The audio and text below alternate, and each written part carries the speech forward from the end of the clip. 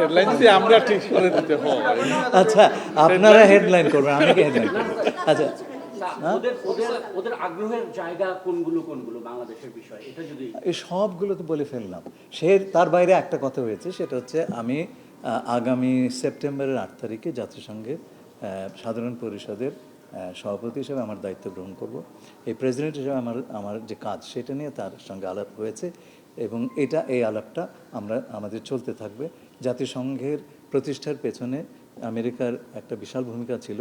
এটা ছিল basically president রুজভেল্টের আপনারা যদি ইয়ল্টাতে সম্ভবত 1945 সালে প্রেসিডেন্ট রুজভেল্ট, চার্চিল এবং মার্শাল স্টালিনের যে বৈঠকগুলো হয় 8 দিন ধরে, আপনি সেটা পুরো পেপারগুলো পড়লে দেখবেন যে হ্যাঁ ইয়ল্টা।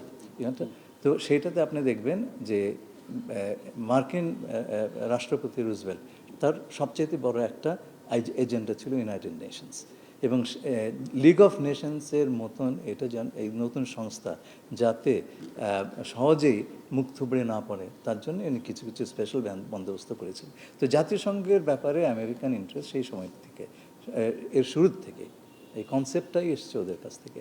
তো এই বিষয়ে এখন জাতিসংঘের জেনারেল অ্যাসেম্বলির প্রেসিডেন্ট হিসাবে আমার সঙ্গে তাদের ইন্টারাকশন হওয়াটা খুব স্বাভাবিক, এবং এই ইন্টারাকশনগুলি চলমান থাকবে।